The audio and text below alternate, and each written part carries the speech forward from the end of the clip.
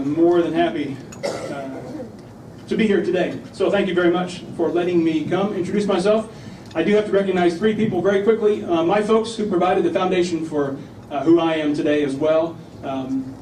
My faith, my family, shout out to my parents, Ken and Marianne Schrader, are here. And then the absolute love of my life, of 25 years, is my wife, Julie. And I hope you all get to meet her because she is the superstar in our relationship.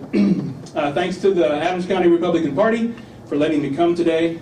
And to all of you who either are candidates or have been candidates, believe me, my hat is off to you because we know what a challenge it is to run, to be engaged, and so believe me, my hat is off for the work that you've done.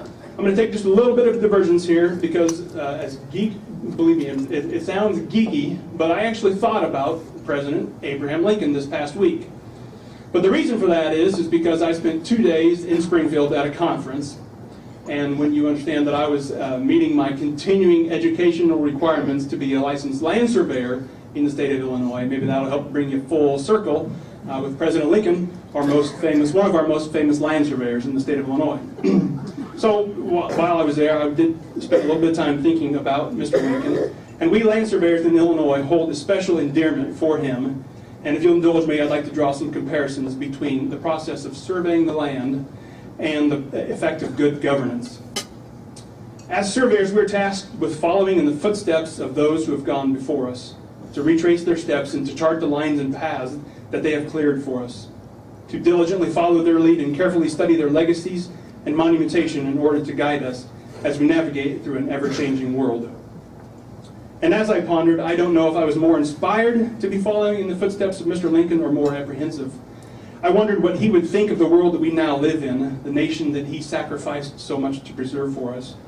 Would he still believe the sacrifice worth it, or would he think it was all for naught? Would he be satisfied that we were following on the true path? Of course, I also thought about the office that I am pursuing and the weight of the responsibility. Like the old surveyor did in days gone by, the paths have been cleared and marked out for us. The way has been shown, and I'm afraid that we have not been faithful to follow it.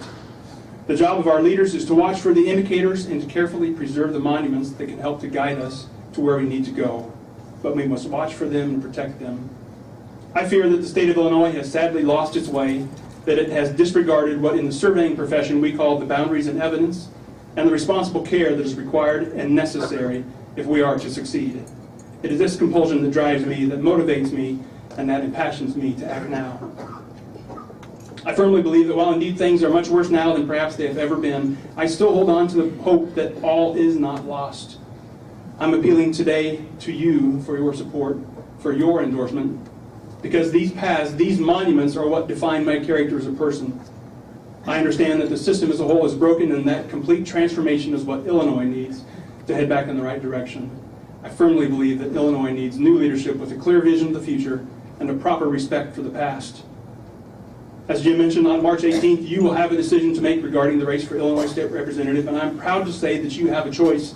This is the beautiful part about our governance system. We have elections, we have choices, and I'm happy to be here today to present that choice. I'm a candidate whom you can trust, who's not tainted by the system, and who stands before you today, ready, willing, and able to serve to help lead our great state forward. While the contest is challenging, I take comfort in knowing that I am doing what I can to help make things better. And while certainly I am no Abraham Lincoln, despite our shared occupation, his words resonate with me as I move forward in this race. He said, "I do the very best I know, the very best I can, and I mean to keep doing so until the end. If the end brings me out all right, what is said against me won't amount to anything." Thank you for this opportunity, and I certainly appreciate your vote on March 18th.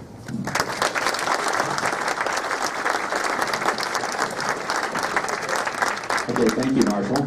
And the other candidate running in the primary, Randy Frese. Randy, if you'd like to come up and state your case.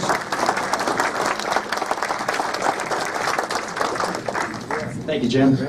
I am Randy Frese, and I am a candidate for state representative. This March 18th primary election, I hope to be the candidate to go on and continue the work that all the wonderful representatives before me have done.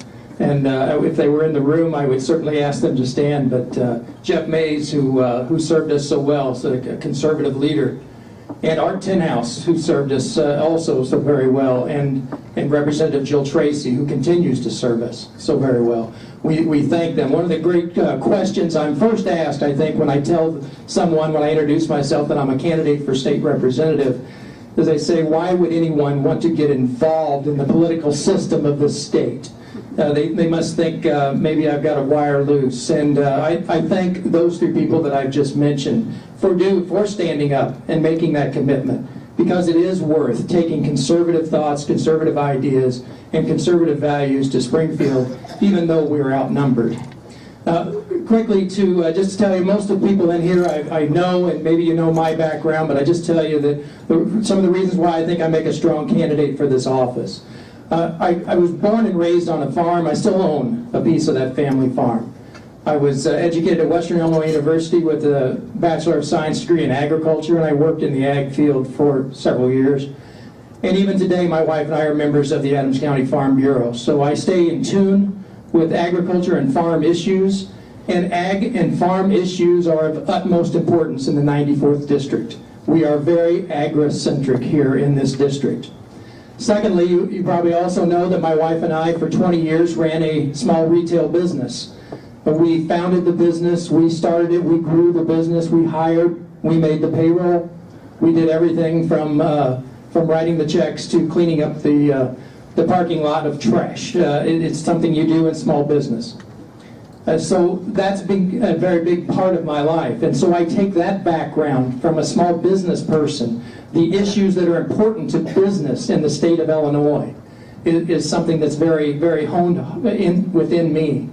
So I think if Illinois wants to find a way out of the mess that they're in, let's look at that. Let's look at small business and business growth throughout this state. We need to be much more business friendly. We need to look at things like not just lip service to, but actual reformation of workman's comp laws so that we level the playing field for our businesses here, and also corporate taxes. And I guess third of all, I'd just like to point out that I served as your Adams County Circuit Clerk from 2004 to 2012. I self-term limited myself. I believe in term limits. And during those 8 years that I served, 7 of the 8 years we came in under budget. I think that we can continue to operate an efficient office, we can keep up with technology, and we do not have to spend extra taxpayer dollars.